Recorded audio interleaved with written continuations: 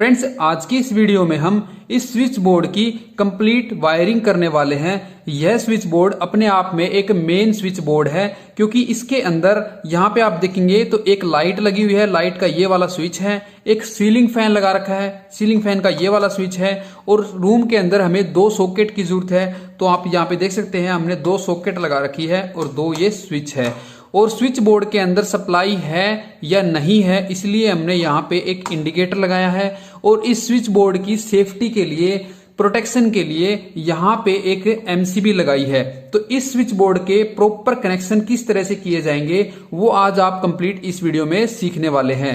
Friends, इस तरह का अगर आपको कोई स्विच बोर्ड की वायरिंग करनी है तो आपको सबसे पहले ये 4 स्विच, एक फैन रेगुलेटर, 2 सॉकेट, एक इंडिकेटर और एक एमसीबी इस तरह से फिट कर लेनी है। अगर आपको एमसीबी का पता नहीं है तो आपको ये अपने घर के लोड के अकॉर्डिंग यहाँ पे सेलेक्ट करनी है। तो यहाँ पे हमारा जो लोड है वो 16 एम्पियर तक का लोड हमने माना है, तो इसलिए हमने यहाँ पे एक 16 एम्पियर की एमसीबी को लगाया है। तो चलिए फ्रेंड्स, अभी हम इसकी वायरिंग कर लेते हैं, किस तरह से हमने इसकी वायरिंग करनी है। तो हम यहाँ पे एक लाइट लगाने वाले हैं, तो हमने यहाँ पे एक होल्डर भी रख लिया है। इसकी वायरिंग आपको करके दिखाएंगे। तो सबसे पहले फ्रेंड्स, इसके हम पीछे से देखेंगे। अगर हम बोर्ड के पीछे से देखते हैं तो यहाँ पे सबके टर्मिनल आपको दिखाई देंगे। मैं आपको बता देता हूं, जो हमारी एमसीबी है, एमसीबी के अंदर एक इनपुट होता है और एक आउटपुट होता है, जिसके अंदर फेज आएगा और फेज यहां से निकल जाएगा। ठीक है। और फ्रेंड्स, इंडिकेटर है, इंडिकेटर के अंदर आपको इस तरह से 2 वायर देखने को मिलेगी, या फिर आपको 2 टर्मिनल भी देखने को मिल सकते हैं। एक के अंदर फेज आएगा और एक के अंदर न्यूट्रल वायर जाएगा, जिससे कि इंडिकेटर ग्लो हो जाएगा। और फ्रेंड्स, फैन रेगुलेटर के अंदर आप देखेंगे तो 2 वायर इस तरह से निकली हुई होगी, एक स्विच के अंदर लग जाएगी और एक हमारी फैन के अंदर चली जाएगी। इसके साथ यहाँ पे वायर ज्वाइंट करके ले जाएंगे फैन के पास। ठीक है। और यहाँ पे आप देखेंगे 2 सॉकेट लगा रखी है। सॉकेट का ये वाला जो टर्मिनल है फ्रेंड्स, इस साइड वाला जहां पे L लिखा है, ये लाइन का टर्मिनल है, यहाँ पे फेज वायर कनेक्ट होगा। और जहां पे N लिखा होता है फ्रेंड्स, वहां पे न्यूट्रल कनेक्ट होता है। और ये ऊपर का जो टर्मिनल है फ्रेंड्स, ये बड़े वाला जो टर्मिनल है, ये अर्थिंग का टर्मिनल होता है। फ्रेंड्स, अगर आपने अर्थिंग कर रखी है तो आप ये कनेक्शन यहाँ पे करना है। अगर आपने अर्थिंग नहीं कर रखी है तो आप इसको छोड़ भी सकते हैं। वैसे आपको अर्थिंग करनी चाहिए, क्योंकि ये हमें हमारे जो अप्लायंस है या फिर हमें है शॉक लगने से बचाता है, सेफ्टी के लिए अच्छी होती है। और फ्रेंड्स, फाइनली जो स्विच होते हैं, स्विच के अंदर भी एक इनपुट होता है और एक आउटपुट होता है। स्विच एक मेक एंड ब्रेक करने के लिए हम यूज करते हैं। और मैं होल्डर के भी आपको टर्मिनल दिखाना चाहता हूं, तो आप यहाँ पे देख सकते हैं होल्डर के अंदर भी ये 2 टर्मिनल दिए गए हैं। एक ये वाला टर्मिनल है जिसके अंदर फेज आ जाएगा, एक ये वाला टर्मिनल जिसके अंदर न्यूट्रल आ जाएगा। ऐसा कोई नहीं है कि किसी के अंदर भी न्यूट्रल दे सकते हैं, किसी के अंदर भी फेज दे सकते हैं, कोई प्रॉब्लम नहीं है। ठीक है फ्रेंड्स, ये एक होल्डर हैंग करने के लिए, बल्ब को हैंग करने के लिए है। तो अभी हम इसकी वायरिंग करते हैं। सबसे पहले हम इस स्विच बोर्ड के इंटरनली वायरिंग करेंगे। ठीक है। जो मेन इनपुट फेज और न्यूट्रल आएगा उसको हम बाद में लास्ट में जोड़ेंगे। तो फ्रेंड्स, सबसे पहले हम क्या करते हैं, जो एमसीबी के अंदर से सप्लाई निकल के आएगी, तो जो एमसीबी से सप्लाई निकलेगी, फेज वायर निकलेगा, वो ऊपर वाले टर्मिनल से निकलेगा। तो हम यहां से वायर जोड़ के यहाँ पे स्विच के ऊपर लेके जाएंगे। और जो स्विच के 4 स्विच के नीचे वाले टर्मिनल को हम कॉमन बनाएंगे, एक ये और एक ये और एक ये, और यहां से इसमें जोड़ देंगे।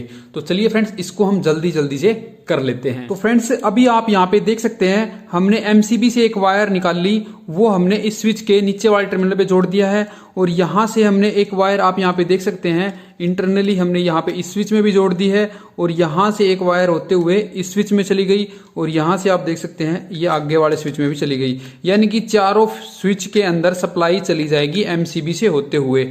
अभी हमें क्या करना है फ्रेंड्स, जो ये वाला स्विच है इस सॉकेट का है, ये वाला स्विच है इस सॉकेट का है। तो हम क्या करेंगे, इस स्विच से इस सॉकेट के L वाले टर्मिनल पे जोड़ देंगे, इस स्विच से इस सॉकेट के L वाले टर्मिनल पे वायर जोड़ देंगे। तो फ्रेंड्स, अभी आप यहाँ पे देख सकते हैं इस स्विच से हमने वायर ऊपर वाले टर्मिनल से वायर जोड़ी और इस सॉकेट के L वाले टर्मिनल पे हमने यहाँ पे जोड़ दी है। और दूसरे वाले स्विच के यहां से वायर जोड़ी और दूसरे वाले सॉकेट के एल वाले टर्मिनल पे हमने ये वायर जोड़ दी है। अभी हमारे दो स्विच यहां पे बच जाते हैं फ्रेंड्स, एक हमारा फैन रेगुलेटर के साथ जुड़ेगा, दूसरा हमारा होल्डर के साथ लाइट के साथ जुड़ने वाला है।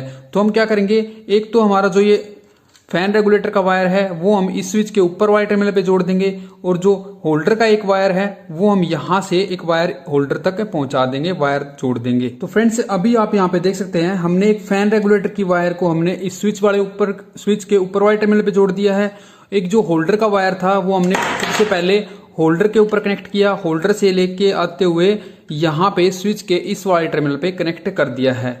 तो फ्रेंड्स मैं आपको यहाँ पे बता देता हूँ, जो फेज वायरिंग थी, इंटरनली फेज कनेक्शन थे, वो हमारे कंप्लीट हो चुके हैं।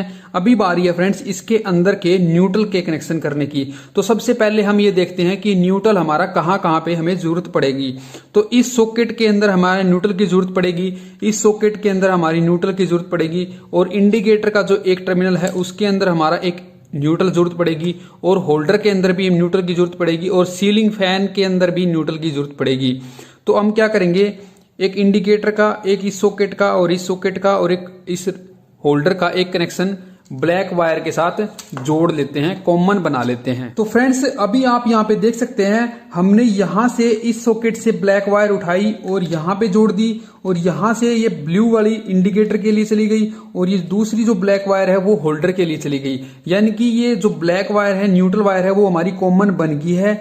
अभी हमें इसके अंदर फेज और न्यूट्रल इनपुट सप्लाई जोड़ने की कमी है, तो वो हम जोड़ देते हैं। तो मैं फ्रेंड्स आपको बता देता हूं, जो फेज आएगा वो एमसीबी के अंदर आएगा, न्यूट्रल आएगा फ्रेंड्स उस न्यूट्रल को हम कॉमन पॉइंट पे कहीं पे भी जोड़ सकते हैं जहां पे हमारा नजदीक लगता हो। तो हम यहां पे भी जोड़ सकते हैं, यहां पे भी जोड़ सकते हैं, और होल्डर के इस न्यूट्रल वाले पॉइंट पे भी हम न्यूट्रल को वायर को जोड़ सकते हैं। तो फ्रेंड्स मैं यहां पे न्यूट्रल वायर को जोड़ने वाला हूं और फेज वायर यहां पे जोड़ूंगा।